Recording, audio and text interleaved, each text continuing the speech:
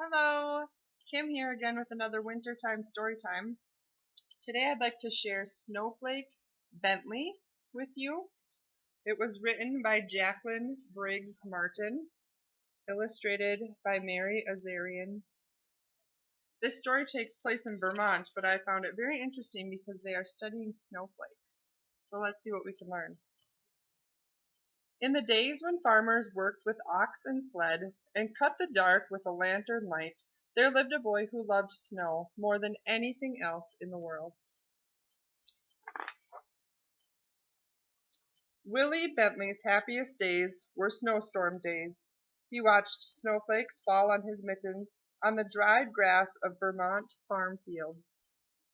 On the dark metal handle of the barn door he saw snow as beautiful as butterflies or apple blossoms. It says Wilson Bentley was born February 9, 1865, on a farm in Jericho, Vermont, between Lake Champlain and Mount Mansfield, in the heart of the snow belt, where the annual snowfall is about 120 inches.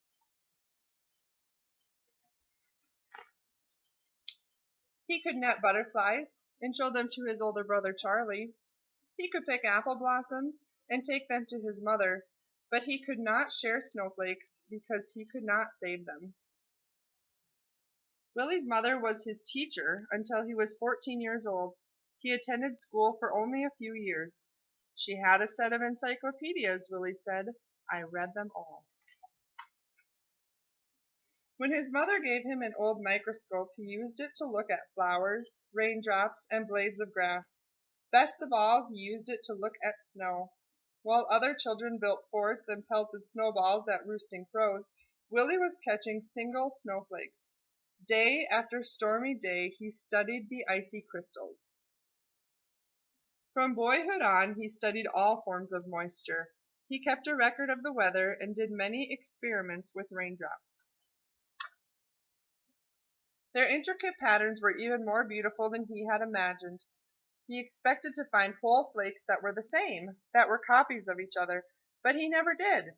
Willie decided he must find a way to save snowflakes so others could see their wonderful designs. For 3 winters he tried drawing snow crystals. They always melted before he could finish. He learned that most crystals had 6 branches, though a few had 3. For each snowflake, the 6 branches were alike. I found that snowflakes were masterpieces of design, he said. No one design was ever repeated. When a snowflake melted, just that much beauty was gone, without leaving any record behind. Starting at age 15, he drew 100 snow crystals each winter for 3 winters. When he was 16, Willie read of a camera with its own microscope. If I had that camera, I could photograph snowflakes, he told his mother. Willie's mother knew he would not be happy until he could share what he had seen. Fussing with snow is just foolishness, his father said. Still, he loved his son. When Willie was 17, his parents spent their savings and bought the camera. The camera made images on large glass negatives. Its microscope could magnify a tiny crystal from 64 to 3,600 times its actual size. It was taller than a newborn calf and cost as much as his father's herd of 10 cows. Willie was sure it was the best of all cameras. Even so, his first pictures were failures, no better than shadows. Yet he would not quit. Mistake by mistake, snowflake by snowflake, Willie worked through every storm. Winter ended, the snow melted, and he had no good pictures. He waited for another season of snow. One day, in the second winter, he tried a new experiment, and it worked. Willie had figured out how to photograph snowflakes. Now everyone can see the great beauty in a tiny crystal, he said. Willie's experiment. He used a very small lens opening, which only let a little light reach the negative, but he kept the lens open for several seconds, up to a minute and a half. He learned, too, that he could make the snow crystals show up more clearly by using a sharp knife to cut away all of the dark parts of the negative around the crystals. This etching meant extra hours of work for each photograph, but Willie didn't mind.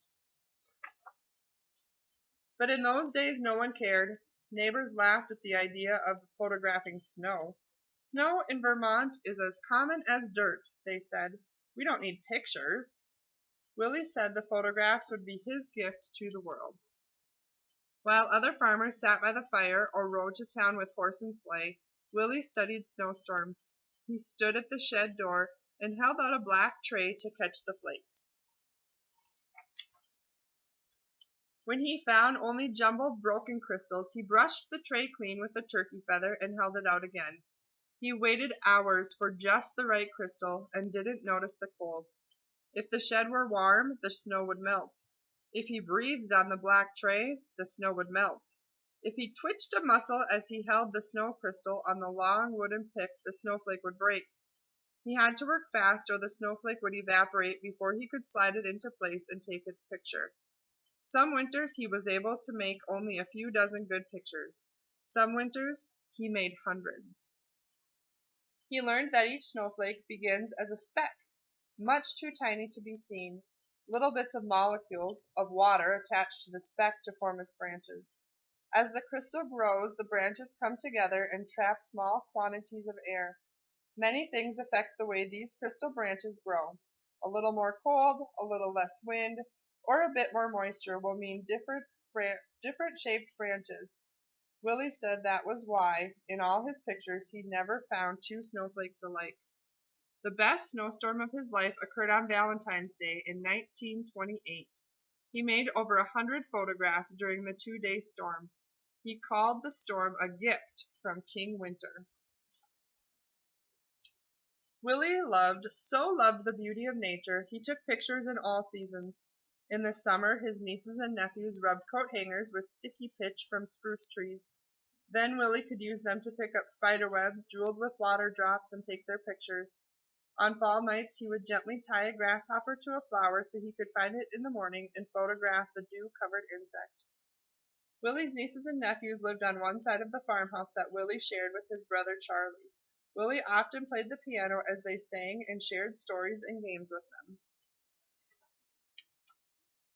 But his snow crystal pictures were always his favorites. He gave copies away or sold them for a few cents. He made special birthday pictures as gifts for birthdays. He held evening slideshows on the lawns of his friends. Children and adults sat on the grass and watched while Willie projected his slides onto a sheet hung over a clothesline. Many colleges and universities bought lantern slide copies of his photographs and added to their collection each year. Artists and designers used the photographs to inspire their own work. He wrote about snow and published his pictures in magazines. He gave speeches about snow to faraway scholars and neighborhood skywatchers. "You are doing great work," said a professor from Wisconsin. The little farmer came to be known as the world's expert on snow, the Snowflake Man. But he never grew rich. He spent every penny on his pictures. Willie said they were his treasures in snow. "I can't afford to miss a single snowstorm," he told a friend. "I never know when I will find some wonderful prize." Other scientists raised money so Willie could gather his best photographs in a book. When he was 66 years old, Willie's book, His Gift to the World, was published. Still, he was not ready to quit.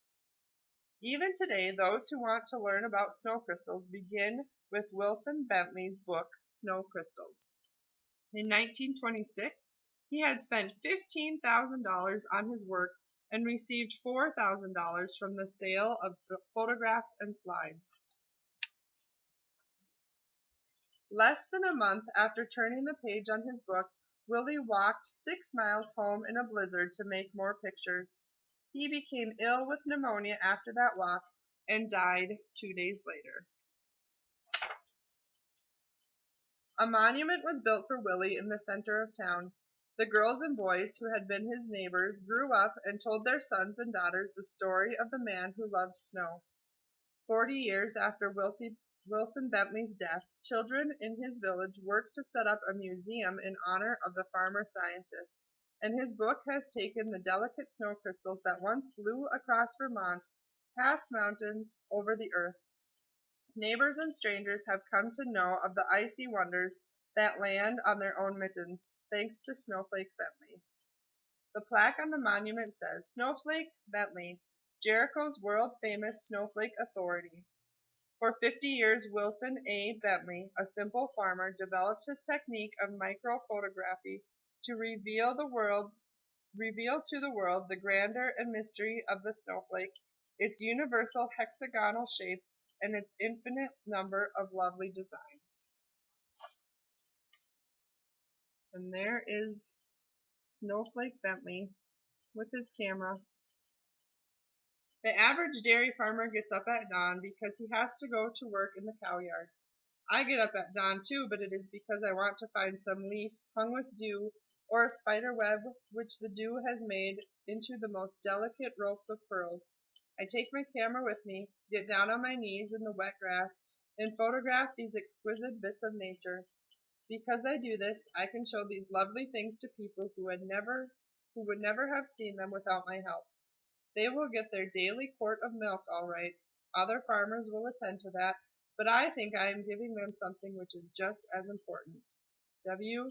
A. Bentley. I got this book from our local library. If you would like to read it again, I hope you check it out. Thanks for watching.